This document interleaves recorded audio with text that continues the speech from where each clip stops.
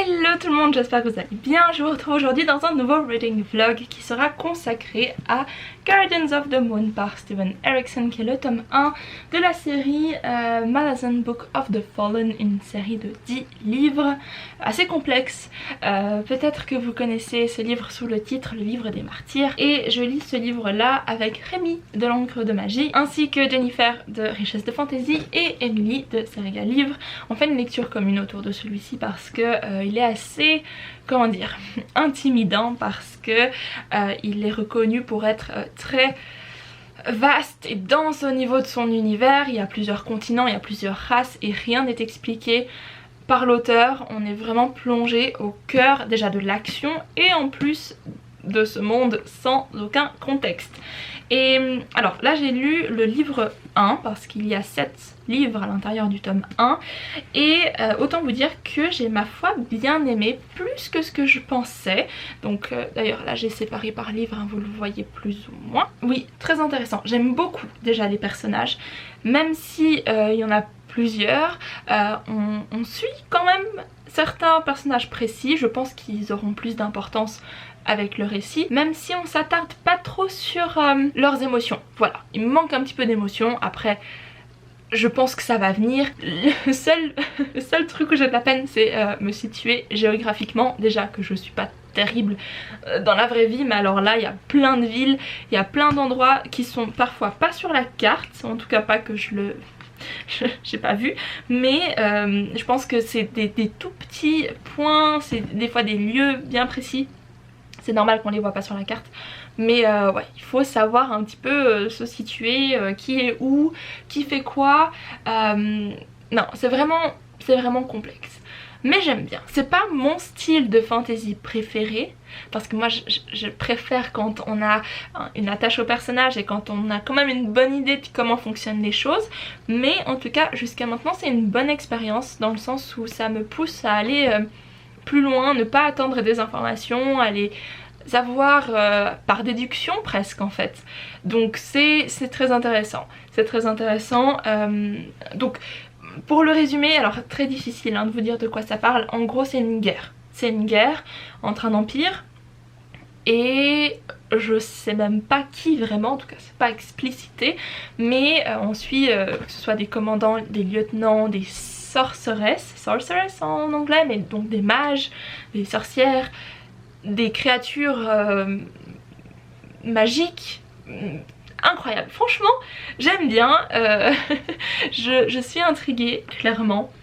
Je vais continuer aujourd'hui en lisant le livre 2. À voir comment ça évolue. Là vous avez mon impression à chaud pour la première partie du livre, mais je suis intriguée, ça c'est clair. Hello tout le monde, je vous retrouve aujourd'hui.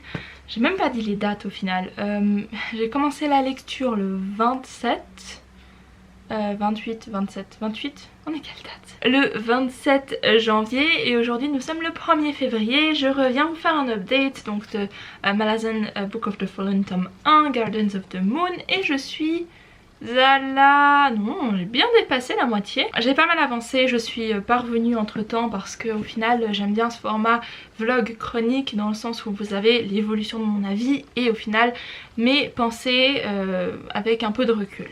Donc là je suis toujours dans le livre, à fond dedans entre guillemets, parce que j'ai l'impression que je change d'avis chaque 5 minutes sur ce livre là.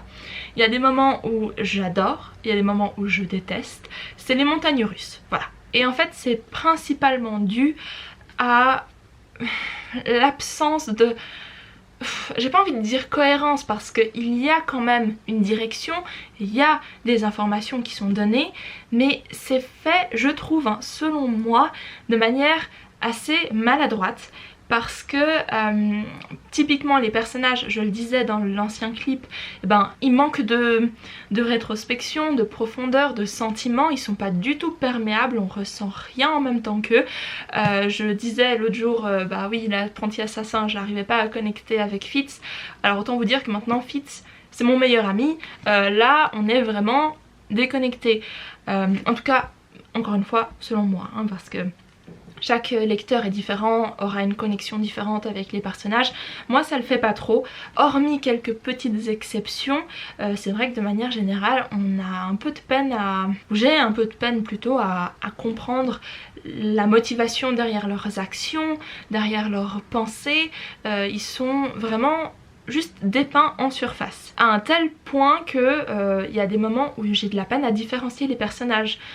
Type, on a deux assassins qui sont à premier abord différents, mais moi j'arrive pas à les différencier. Pour moi ils sont pas plus décrits que simplement étant des assassins. Ils ont leur job, ils ont leur passé qui est jamais mentionné, mais ils ont apparemment un passé, et moi j'arrive pas à les différencier. Pour moi ça se mélange parce qu'on n'a pas de petite touche personnelle, pas de personnalité installée.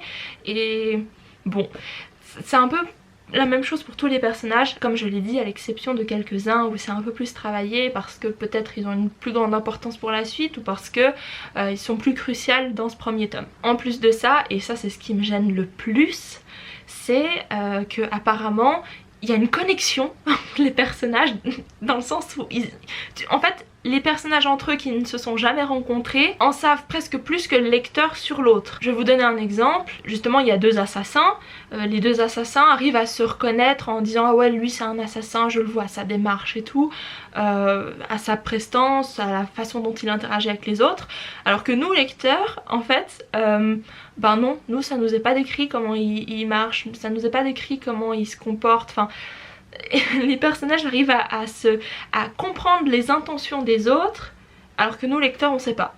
Et j'ai l'impression qu'il y a un truc qui se fait sans que moi j'en sois consciente, et ça m'énerve. Ça m'énerve, c'est maladroit je pense, ou alors c'est voulu. Et si c'est voulu, ben très bien, c'est un style hein. Qu'est-ce que vous voulez que je vous dise? C'est peut-être quelque chose qui fonctionne pour d'autres personnes. Donc ce que je déplore au niveau des personnages, pour résumer, c'est le manque de profondeur, de rétrospective sur leur passé, ou sur leurs émotions, ou sur leur personnalité, parce que selon moi il manque de personnalité, et c'est le manque de dynamique entre les persos. Parce qu'il y a plusieurs groupes, il y a par exemple un groupe militaire si on veut, il y a un groupe plus ambigu où c'est des voleurs, c'est des assassins, mais ils sont hyper liés. Sauf que nous, lecteurs, on ne le voit pas ce lien, on ne voit pas dans leurs interactions, dans la façon dont ils s'expriment avec les autres, quel est au final ce qui les lie. Après ça laisse sous-entendre qu'ils ont un passé commun, mais ce passé n'est jamais évoqué. Il faut le déduire, il faut imaginer ce qui a pu se passer, ou alors ça nous sera dévoilé dans les tomes XY, et puis c'est dommage parce que moi je trouve que c'est quand même des fondations essentielles à l'établissement d'une dynamique de groupe. Bref, j'arrête avec les personnages, c'est vraiment ça qui je pense est le pilier de tout mon malaise, mais au-delà de ça l'univers est quand même super fascinant.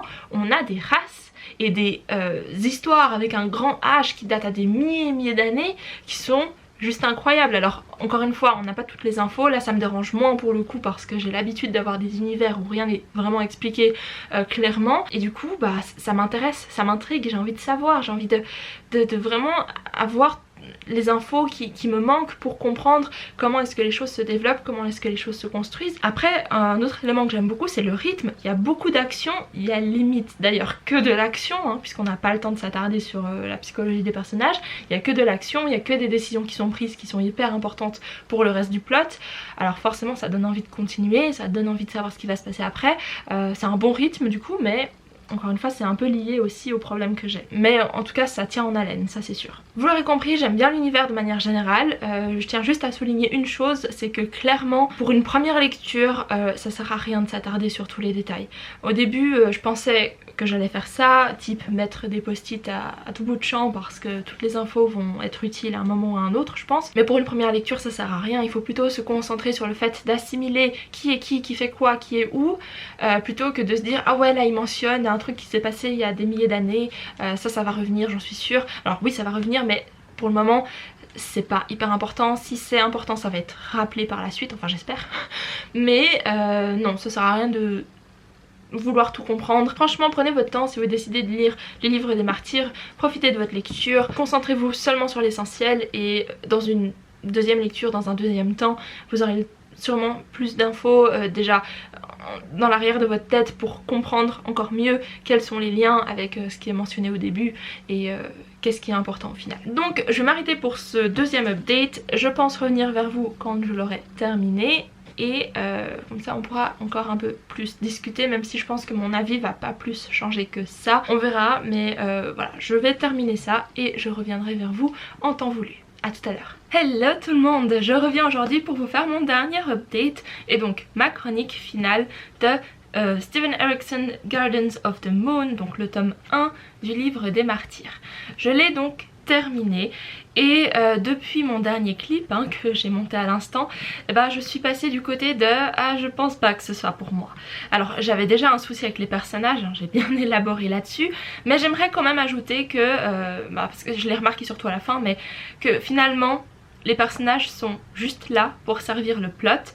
L'autre jour je parlais par exemple de Sharakai en disant que c'était incroyable parce qu'on ressentait en fait toute la pression des personnages. On pouvait partir à n'importe quel moment dans une direction inattendue parce que le plot dépendait des personnages, de leurs émotions et plein d'autres choses. Mais dans celui-ci, en fait, c'est tout l'inverse. Il y a le plot et les personnages doivent se plier en 2 voire en 4 pour remplir sûrement ce que l'auteur avait en tête pour son histoire. Et ça m'embête. Ça m'embête au plus haut point parce que... Alors j'ai déjà dit qu'il n'y avait pas beaucoup de personnalité, pas beaucoup de profondeur à ces personnages. Et là, à la fin, c'était flagrant. Il y avait de l'action de tous les côtés. En fait, il y avait que ça. Il y avait action, action, action. On change de point de vue, on change de point de vue, on change de point de vue. Non, pardon. J'ai l'air d'être énervée. Je suis pas énervée. Enfin, oui, je suis énervée parce que ce livre avait tellement d'éléments qui étaient prometteurs, c'est-à-dire que l'histoire est incroyable, enfin l'histoire avec un grand H, tout ce qui s'est passé dans le passé, les éléments de race, de magie et tout ça, franchement j'ai envie d'en savoir plus, j'ai envie de savoir quel est ce monde, qu'est-ce qu'est Malazan, qu'est-ce qu'est justement ces autres continents, ces autres cultures, enfin j'ai envie d'en savoir plus, mais je peux pas avec ces personnages, je peux pas et ça, je suis hyper frustrée parce que j'ai envie de continuer mais on ressent rien, en fait on lit un livre un peu d'histoire, c'est très sec, c'est très juste factuel et même plus que factuel, c'est juste de l'action, et je pense que ça conviendra à toutes celles et ceux qui aiment justement ces livres où l'action règne, mais pour ceux qui aiment les personnages, je pense pas que ce sera pour vous. Vous pouvez toujours essayer, c'est que mon avis, mais ouais, j'ai un pressentiment que ceux qui aiment avoir des bons personnages, des développements, des dilemmes, des psychologies assez complexes, voilà, ça passera peut-être pas pour celui-ci. Je parlais justement des points de vue, les points de vue ils changent sans cesse. Alors d'habitude j'adore ça, je dirais que plus il y a de points de vue mieux c'est. Mais là en fait je suis pas sûre que ça ait servi au plot. Je pense au contraire que ça lui a desservi parce que déjà qu'on n'arrive pas à approfondir une psychologie de personnage, en avoir 3000 et au final ne pas du tout connecter avec eux, c'est un peu dommage. Surtout que c'est pas comme si ces différents points de vue permettaient d'avoir un approfondissement, je sais pas, d'une culture qui serait différente ou alors d'une manière de penser, parce qu'au final même si on a deux empires, on a l'empire Malazan et ceux qui veulent pas être soumis à l'empire qui s'affrontent, au final même si on a certes deux points de vue, voilà, on veut pas, on veut pas, les cultures ou autres ne sont pas approfondies par les personnages qui ont une race différente ou qui ont une vision d'assassin ou une vision de peu importe. En fait non, comme on travaille pas ça, tous ces points de vue je trouve ne servent pas à grand chose, juste à complexifier l'histoire et à rendre ça plus dense, mais c'est tout. Et puis justement quand ils rencontrent d'autres cultures, les persos, ils devinent tout, et ça c'est un autre aspect qui fait que j'ai trouvé ça scandaleux à la fin, c'est que ils devinent tout, ils devinent les intentions des autres alors qu'ils viennent de se rencontrer il y a 30 secondes, ils devinent ce qui va se passer, ils devinent même l'identité de certains personnages comme... frustration, je sais pas, moi je comprends pas. Et puis juste pour parler de la fin, mais sans spoiler bien sûr, alors oui, action, et il y a vachement des trucs pratiques qui se passent, Par exemple, à un moment, un personnage manque de se faire assassiner. Comme par hasard, il a sorti une poudre miraculeuse qu'un alchimiste lui a donnée je sais pas combien d'années en arrière, mais c'était dans sa poche tout le long. Et ce genre de choses, moi ça m'énerve parce que c'est des trucs faciles qui arrivent à tout bout de champ. Et ça c'est juste un exemple, hein. Il y en a plein d'autres à la fin parce que la fin c'est que ça. C'est des trucs opportuns qui se passent, des persos qui devinent les intentions des autres persos. Hey, je suis de retour. J'étais en train de faire le montage et comme je parlais de la fin de l'action et tout, je voulais quand même souligner que y a un aspect qui est plutôt pas mal, c'est qu'il y a des choses super épiques avec un grand E qui se passe, mais là-dedans j'arrive quand même à trouver un aspect qui est un peu dommage, c'est-à-dire que pour moi la chose épique elle se construit aussi par son anticipation, dans le sens où on se dit oh là, type il y a un paragraphe qui raconte un peu ce qui est en train de se passer, tu dis oh là là ça va pas aller, oh là là je vois le truc venir, ça va clasher, ça va être génial. Et vous voyez en fait il n'y a pas cette anticipation, pas dans le sens où on devine ce qui va se passer, mais dans le sens où on se dit il y a un truc qui va se passer, je sais pas quoi mais ça va être génial. Et ça dans Malazan il n'y a pas tellement, parce que en fait tout se passe comme ça, tout passe, il y a ça, il y a ci, il y a ci, il y a ça, il n'y a aucune anticipation vraiment. Et ça de nouveau, bon après comme je l'ai dit et j'en profite pour faire un petit point, mais c'est que mon avis hein, que je donne dans cette vidéo, et selon moi, à mon avis, selon mes préférences, je trouve dommage qu'il n'y ait pas ce truc qui nous prend aux tripes et qui nous tient jusqu'à ce que tout se termine au niveau de l'action, hein, pas tout le livre mais au niveau de l'action, tandis que bah là il y a une action, boum bam, on passe à la prochaine. Et voilà, c'était juste pour vous dire que c'est un positif mais c'est aussi un négatif. Et pour rebondir sur la fin, encore une fois, comme je l'ai dit, il y a plein de choses qui se passent, mais il y a aussi beaucoup de drama juste pour que ce soit du drama. Bon là c'est pas un exemple qui se passe à la fin, c'est un exemple qui vient plus tôt. Type on a un personnage, alors il apprend qu'il se fait manipuler à la page, je sais pas, à la page 52, page 55, le type il dit ah ça m'est égal si je meurs, parce que de toute façon je suis fatiguée d'être manipulée. T'es là mais gars, tu t'es rendu compte que tu te faisais manipuler il y a 5 secondes, et le pire c'est que tu t'es fait manipuler mais pendant quoi, 2 semaines. Et mais du drama. Il n'y a pas beaucoup d'approfondissement autour de la psychologie des personnages, mais quand il y en a, c'est hyper... ouais, c'est gros quoi. Et pour rebondir par rapport à ce que je disais tout à l'heure, ils ne font que réagir. Ils réfléchissent pas, il n'y a pas de rétrospective, il n'y a pas de psychologie derrière. C'est ah il arrive un truc, ah ouais le personnage il bondit, il réagit. Genre... voilà, il saute sur l'action, ça escalade super vite au niveau de la colère, au niveau de n'importe quelle émotion, ça passe de 0 à 100 en un paragraphe. Voilà, donc écoutez, je suis consciente que c'est un gros reproche que je fais là, je suis très déçue de manière générale, donc je pense que ça se justifie. Néanmoins, il faut pas prendre mon avis comme... voilà, une vérité ou quoi que ce soit. Je sais qu'il y a beaucoup de gens qui aiment cette saga.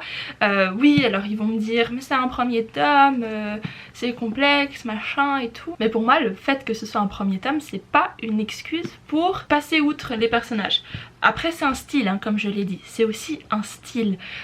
J'ai discuté avec Rémi il dit ouais ça se lit un peu comme un jeu de rôle, parce que l'auteur il adore les jeux de rôle, il en fait beaucoup. Donc ça se comprend, mais pour moi ça passe dans un jeu de rôle, mais ça passe pas pour un livre. Et beaucoup d'entre vous sur Instagram m'ont dit ouais le tome 2 c'est beaucoup mieux au niveau des personnages, donc là c'était donc c'est Dead House Gate, c'est le tome 2 hein. Et je sais pas encore si je vais me lancer, je pense que je vais essayer, et si je vois que ça reste pareil que le premier tome au niveau des personnages, je ferai ma foi l'impasse et je laisserai tomber cette saga, parce que j'ai pas de temps à perdre à lire quelque chose qui ne me plaît pas, qui ne me transporte pas, qui ne me permet pas de m'échapper. Donc parce que le truc c'est qu'en fait ça nous sort, en tout cas moi ça me sort tout le temps de l'histoire, ce concept de action, je suis là mais attends, j'arrive pas à suivre. Mais c'est même pas une histoire de ah ouais l'histoire elle est complexe, il faut être attentive, il faut noter quand même les temporalités, les trucs subtils de magie qui se passent, et les sentiments très très subtils des personnages lorsqu'ils sont là.